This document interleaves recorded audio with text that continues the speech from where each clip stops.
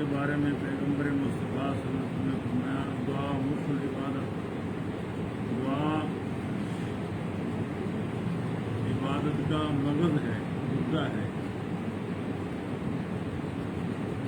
آپ صلی اللہ علیہ وآلہ وسلم نے فرمایا جب بندہ میرے سامنے ہاتھ پھیلا کر مجھے پکارتا ہے اور معافی مانگتا ہے تو مجھے شرم آتی ہے کہ میں اس کے ہاتھوں کو خالی لوٹا دوں۔ اس لیے ہمیں اپنے گناہوں کی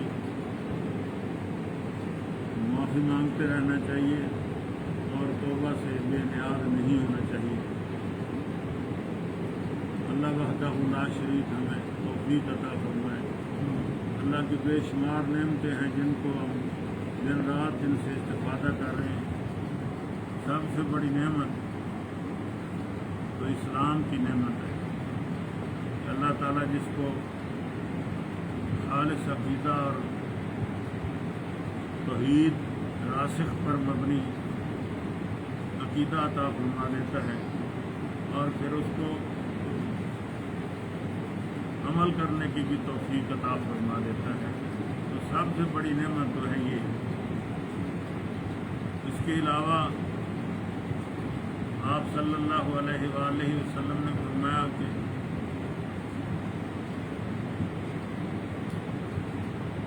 صحت کو، تندرستی کو غنیمت جان لو بیماری سے پہلے، کیونکہ جب بندہ بیمار ہوتا ہے تو بیماری کی تکلیف کی وجہ سے وہ دل جمی کے ساتھ دعا نہیں کر سکتا، نماز نہیں پڑھ سکتا۔ یہ اللہ تعالیٰ نے مہلت دی ہے ہمیں، اور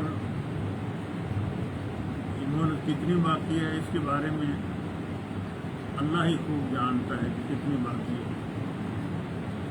جوانوں کو اپنی جوانی پہ ناز نہیں کرنا چاہیے۔ نبی پاک صلی اللہ علیہ وسلم نے فرمایا قیامت والے دن بندے کو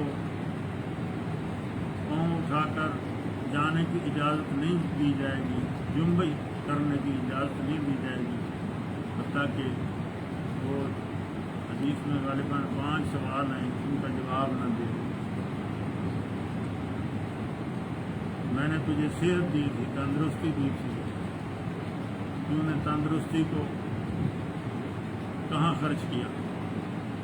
میں نے تجھے جوانی دی تھی، جوانوں اللہ کے پیغمبر نے فرمایا قیامت والے دن جوانی کے بارے میں سوال ہوگا کہ میں نے تجھے جوانی دی تھی، میں نے تجھے تندرستی صحت عطا فرمائی تھی، جوانی کو کہاں خرچ کیا؟ مال کے بارے میں بھی پوچھا جائے گا، یہ کہاں خرچ کیا؟ اس لیے حضرات گرامی کہ جوان ہے تو بڑھاپے تک کی امید پر اپنی توبہ کو مؤخر نہ کرے، اور اگر کوئی بڑھاپے پہ پہنچ گیا ہے تو جو زندگی کے دن باقی ہیں ان کو غنیمت جان کر اللہ کے سامنے گر گرائے، روئے، مانگے، اللہ سے معافی مانگے۔ اللہ تعالیٰ معاف کرنے والا اور بخشنے والا ہے۔ اللہ وحدہ لا شریک ہمیں ہر وقت اپنے دربار میں معافی مانگنے کی دعا کرتے رہنا چاہیے۔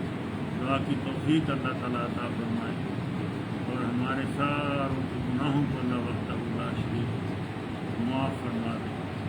وآخر دعوانا ان الحمد للہ۔